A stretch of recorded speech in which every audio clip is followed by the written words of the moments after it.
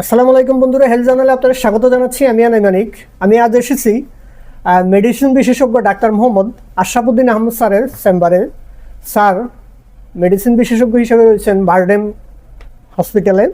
তো আমি এখন স্যারের বারডেমের চেম্বারে আসছি। আপনার কাছে স্যার প্রথম প্রশ্ন, আমরা অনেকেই আসলে কারণে অকারণে না বুঝে অ্যান্টিবায়োটিক ইউজ করে থাকি। এতে কি আসলে আমরা নিজের পায়ে নিজে কুড়াল মারছি না? প্রশ্নটা কি এমন করা যায়? অবশ্যই, আসলে এটা একটা বার্নিং ইস্যু। সত্যি কথা বলতে, যেটা আমরা যারা মেডিসিনের চিকিৎসক, আমরা ইদানিং খুব বড় ধরনের একটা সমস্যায় ভুগছি অ্যান্টিবায়োটিক রেজিস্ট্যান্স নিয়ে। দেখা যাচ্ছে যে জীবাণুটা আমরা পেলাম, প্রস্রাবে একটা সামান্য ইনফেকশন বা ফুসফুসে সামান্য সংক্রমণ, তো অধিকাংশ আমরা যে কমন যে অ্যান্টিবায়োটিকগুলো ব্যবহার করি সব রেজিস্ট্যান্স। কেন রেজিস্ট্যান্স হলো? এটা কিন্তু আমরা ওই যে যিনি বললেন আপনি, যেটা হচ্ছে নিজের পায়ে নিজে কোড়াল মারছি। অবশ্যই আমরা কারণে অকারণে অ্যান্টিবায়োটিক খাচ্ছি, যার কারণে যে জায়গায় দেখা যাচ্ছে যে ভাইরাল সংক্রমণে যেই রোগগুলো হয় সেখানে কিন্তু অ্যান্টিবায়োটিক কোনো প্রয়োজন নাই। সামান্য জ্বর, সর্দি, কাশি এগুলো কিন্তু নিজের থেকেই সেরে যায়। সামান্য পাতলা পায়খানা বা লুজ মোশন যেটা আমরা বলি, সেটাও কিন্তু নিজের থেকেই সেরে যায়, সেজন্য কোনো অ্যান্টিবায়োটিক প্রয়োজন হয় না। এই জায়গাগুলোতে আমরা কিন্তু ওষুধের দোকান থেকে নিজে নিজে ওষুধ কিনে অ্যান্টিবায়োটিক কিনে খেয়ে ফেলি, এবং অনেক সময় দেখা যাচ্ছে 1 বা 2 ডোজ খাওয়ার পরেই কিন্তু দেখা যাচ্ছে রোগ সেরে গেলে আমরা কোর্সটা কমপ্লিট করি না। এটাতে যেই প্রবলেমটা হয়, এই অ্যান্টিবায়োটিকটা পরবর্তীতে আর কাজ করে না, যা থেকে বলে আমরা অ্যান্টিমাইক্রোবিয়াল রেজিস্ট্যান্স। বিপদটা কিন্তু এইখানেই শেষ না। আপনার শরীরে রেজিস্ট্যান্স হলে সেটা কিন্তু আপনার আশেপাশে যারা থাকে তাদের শরীরেও এই রেজিস্ট্যান্সটা ছড়ায়, যার কারণে কিন্তু যে এই যে পরবর্তী আপনার আশেপাশে যারা থাকে তাদেরও পরবর্তীতে এই ধরনের কোনো ইনফেকশন হলে এই অ্যান্টিবায়োটিকটা কাজ করে না। এটা একটা বড় একটা সমস্যা হয়ে দাঁড়িয়েছে ইদানিং।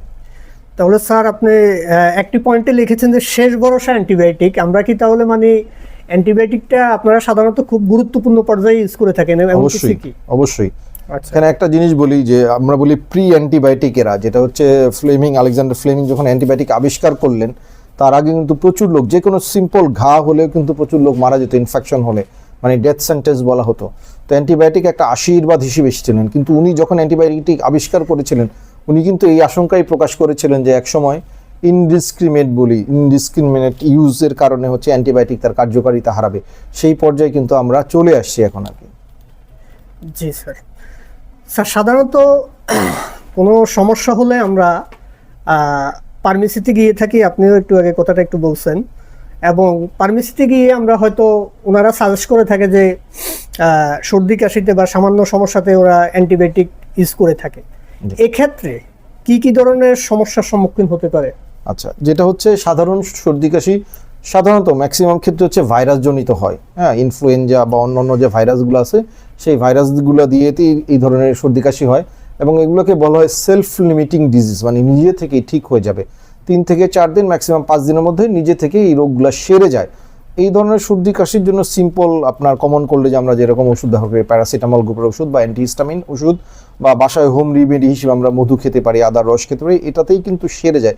এর জন্য কোনো অ্যান্টিবায়োটিকের ব্যবহার লাগে না। কিন্তু এই ধরনের ক্ষেত্রে যদি অ্যান্টিবায়োটিক আমরা ব্যবহার করি, তাহলে দেখা যাবে পরবর্তীতে এই অ্যান্টিবায়োটিকটা যেই রোগের জন্য দরকার তখন কিন্তু এই অ্যান্টিবায়োটিক কাজ করবে না, যার কারণে এটা রেজিস্ট্যান্ট হয়ে যাচ্ছে। পরের প্রবলেম যেটা হচ্ছে, আমাদের সাধারণ যে অ্যান্টিবায়োটিকগুলো যেগুলোর দাম কম, সেগুলোতে কিন্তু আমরা চিকিৎসা করতে পারছি না। যে জন্য সিম্পল একটা চিকিৎসাতে আমার অনেক দামি অনেক বড় ইনজেকশন ব্যবহার করতে হচ্ছে, যার কারণে কিন্তু ট্রিটমেন্ট কস্ট অনেক বেড়ে যাচ্ছে।